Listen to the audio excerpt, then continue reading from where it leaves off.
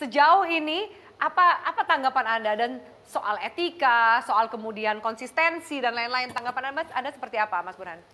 Ya, ini semacam kutukan koalisi presidensial, sesuatu yang oleh salah satu narasumber tadi disebut sebagai bagian hal biasa dalam konteks sistem presidensial, di mana ikatan yang menghubungkan antar partai pendukung koalisi itu sangat lunak. Dan karena sangat lunak, maka manuver antara para partai pendukung pemerintahan itu juga sangat ditentukan oleh insentif apa yang mereka peroleh. Ya. Nah, kalau kita lihat PAN cuma dapat 1 kursi kementerian, itu pun kementerian negara yang anggarannya sangat terbatas gitu ya. Kalau misalnya di reshuffle sekalipun, saya kira PAN tidak terlalu keberatan. Mengapa? Karena insentif untuk mendapatkan kuenya koalisi tidak sebesar yang didapatkan PDIP atau Nasdem.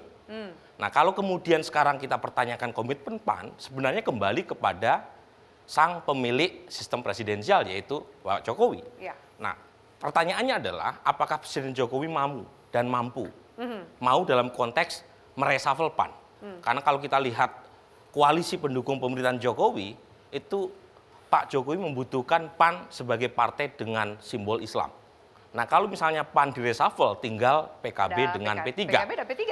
Persis. Tetapi kita ingat PAN ini representasi dari dalam konteks kultur politik Islam tertentu adalah representasi Islam modernis.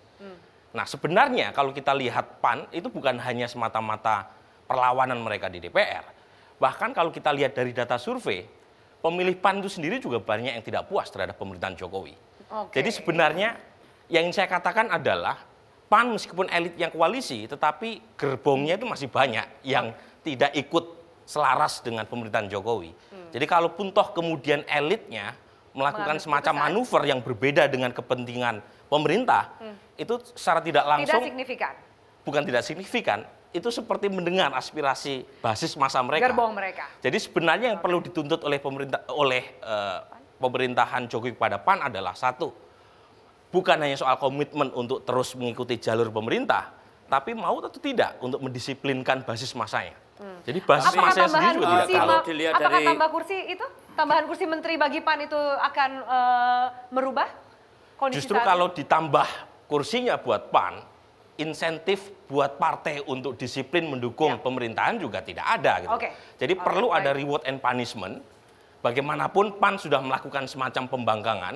Kalau kemudian sudah membangkang diberi insentif tambahan kursi, itu juga merugikan buat Nasdem dan PDIP. Baik.